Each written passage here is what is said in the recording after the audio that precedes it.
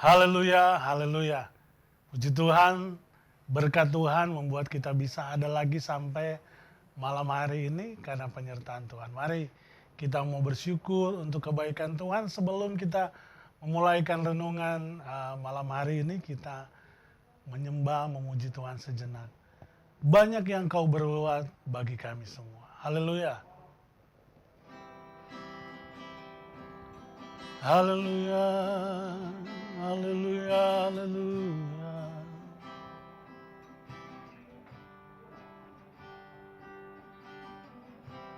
Banyak yang kau perbuat di dalam hidupku. Rancangan indahmu terjadi di hidupku.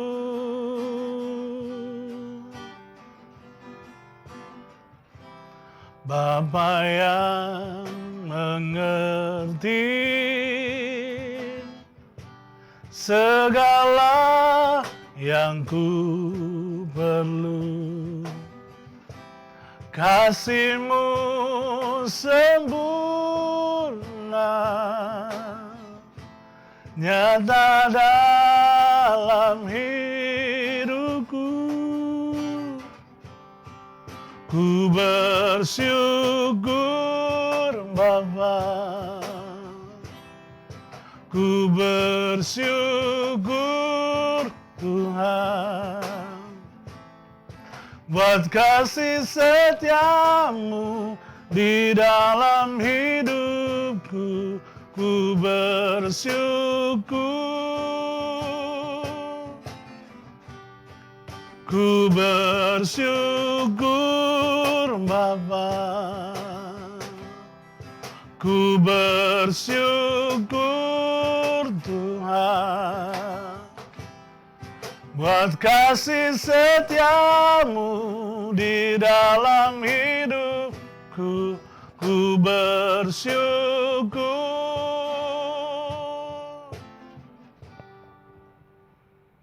Tuhan.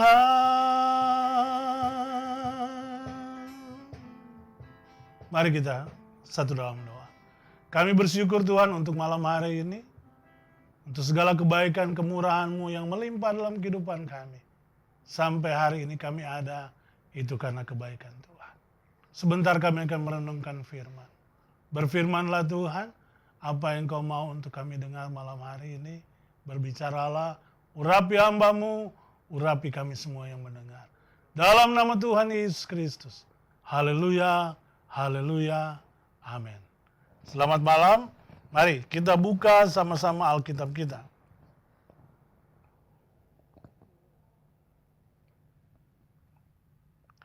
Di dalam 2 Korintus pasal yang kelima, 2 Korintus pasal yang kelima, ayat yang ke-7.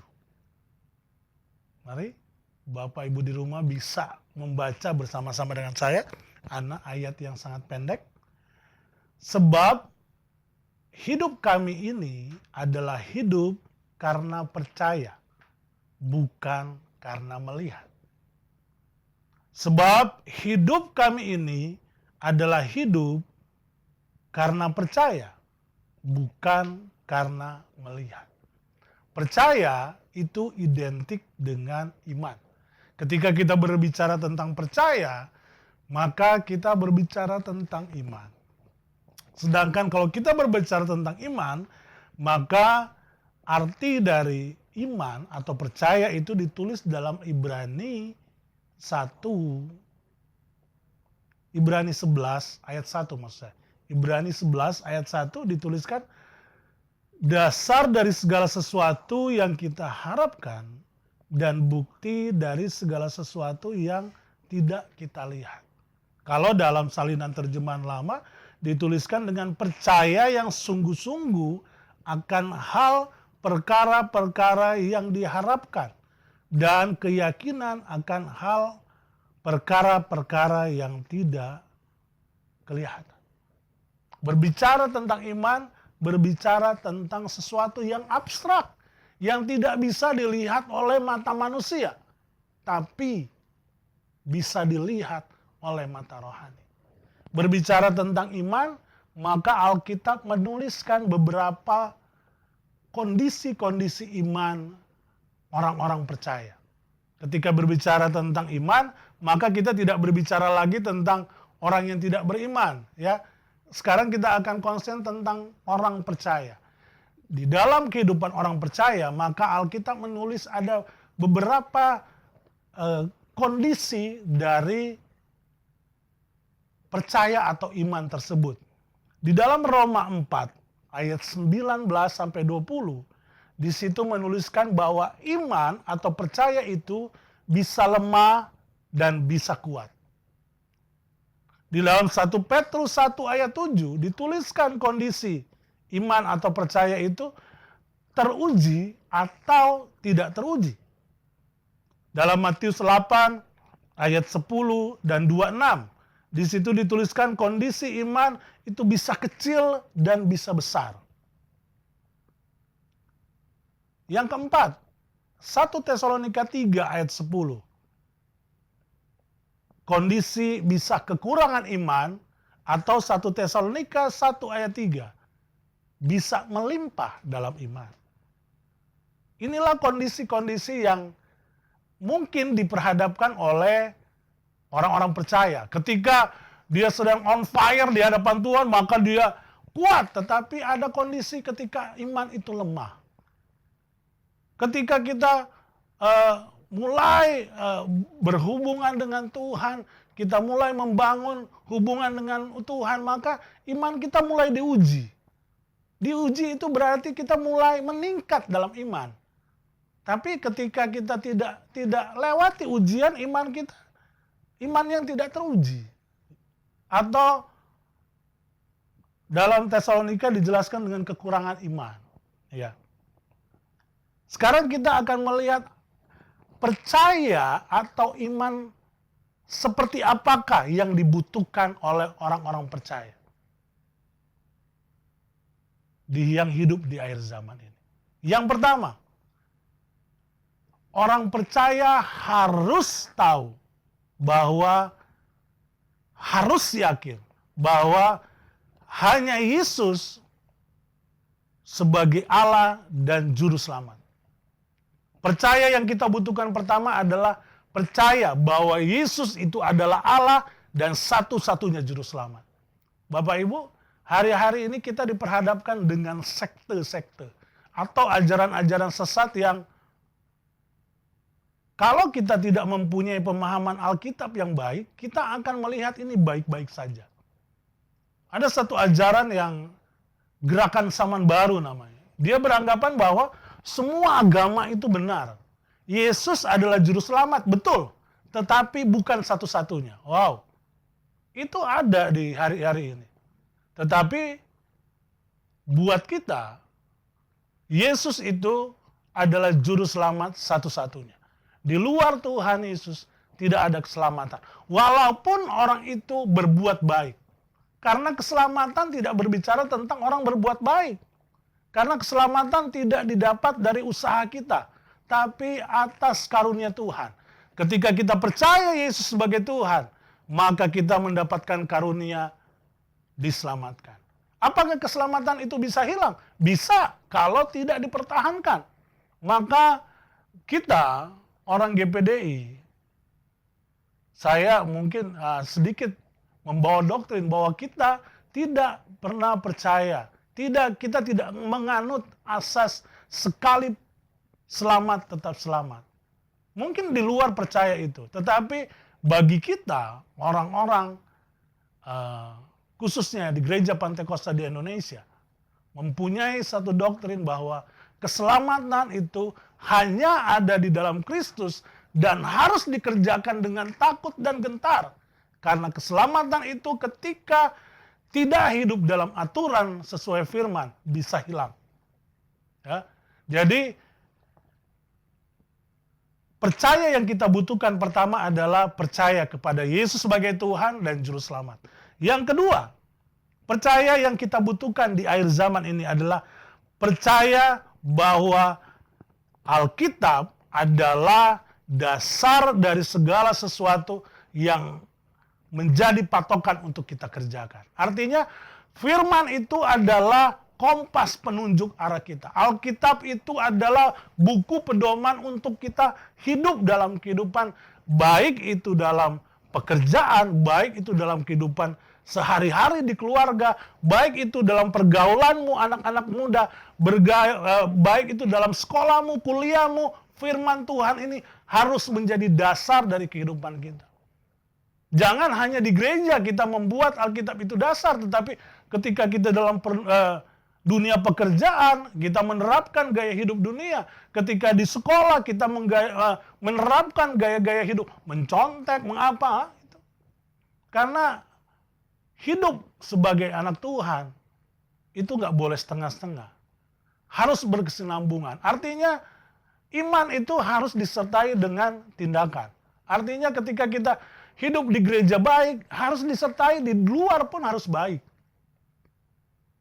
Jangan sampai kita terlihat alim di gereja begitu, tapi di rumah kita berubah 180 derajat. Di dunia pekerjaan kita berubah 180 derajat. Jadi percaya yang kedua adalah percaya bahwa Alkitab, firman Tuhan itu adalah dasar dari kehidupan kita. Yang ketiga, percaya atau iman yang dibutuhkan oleh orang-orang di akhir zaman ini. Percaya bahwa Allah sanggup melakukan segala sesuatu untuk kebaikan kita. Hari-hari ini banyak tantangan dalam kehidupan kita. Apalagi kita ada hidup di wabah ini ya, corona, yang begitu sangat mempengaruhi segala bidang kehidupan. Tapi kita harus percaya bahwa Tuhan sanggup melakukan lebih dari apa yang kita bayangkan. Amin. Kalau Bapak Ibu di rumah sedang ada dalam keluarga, mari suami ingatkan istri, istri ingatkan anak-anak, anak-anak ingatkan orang tua bahwa Allah sanggup mencukupkan apa yang menjadi kebutuhan kita. Haleluya. Yang keempat, mungkin hampir mirip dengan yang ketiga, tetapi ada perbedaan. Yang keempat adalah percaya bahwa Tuhan sanggup melakukan mujizat. Dahulu, sekarang, dan selamanya dia tetap sama. Kalau hari-hari yang lalu kita lewati pertolongan Tuhan dengan mujizat, maka hari-hari ke depan pun kita akan lewati pertolongan Tuhan dengan mujizat. 4 hal ini harus kita miliki di penghujung akhir zaman ini. Hiduplah dengan percaya bahwa Yesus adalah satu-satunya Tuhan. Hiduplah dalam percaya bahwa Alkitab adalah satu-satunya pedoman hidup kita. Yang ketiga, percayalah bahwa Allah sanggup mencukupkan. Keempat, percayalah bahwa Tuhan masih sanggup melakukan mujizat. Atau percayalah, mujizat itu masih nyata sampai hari ini. Ketika kita masih percaya itu, maka saya rasa kehidupan kita akan diberkati Tuhan. Kenapa? Karena Markus 9 ayat 23 berkata, tidak ada yang mustahil bagi orang percaya. Lukas 1 ayat 37 berkata bahwa bagi Allah tidak ada yang mustahil. Mari kita tanamkan iman ini kepada hidup kita, anak-anak kita, istri kita, suami kita, keluarga kita. Maka kehidupan kita akan diberkati Tuhan. Haleluya. Mari kita angkat pujian ref ini untuk sebelum kita berdoa. Ku bersyukur Bapa, ku bersyukur Tuhan, sebab kasih setiamu di dalam hidupku. Ku bersyukur,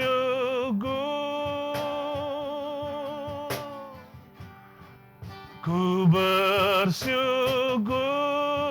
Bapa, ku bersyukur Tuhan, sebab kasih setiamu di dalam hidupku. Ku bersyukur.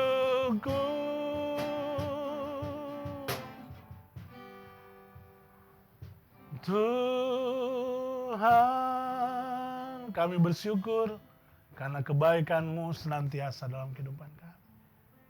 Biarlah kami mau tanamkan firman ini dalam kehidupan kami. Itu kami mau percaya bahwa satu-satunya juru selamat dan tidak ada yang lain, hanya Engkau, Yesus dan juru selamat kami. Kami mau percaya bahwa firman itulah pedoman sebagai hidup kami di tengah-tengah dunia ini. Kami mau percaya bahwa Allah sanggup mencukupkan. Dan kami masih tetap percaya bahwa mujizat itu tetap terjadi sampai hari ini. Terima kasih Tuhan. Kau berkati kami semua. Baik seluruh jemaat Tuhan yang ada di rumah. Maupun kami hamba-hambamu yang melayani tempat. Terima kasih untuk malam hari ini. Segala puji, hormat, kemuliaan bagi Engkau. Dalam nama Tuhan Yesus Kristus. Haleluya. Amin. Haleluya. Sesanim, bangkit, kuat, menang. Haleluya.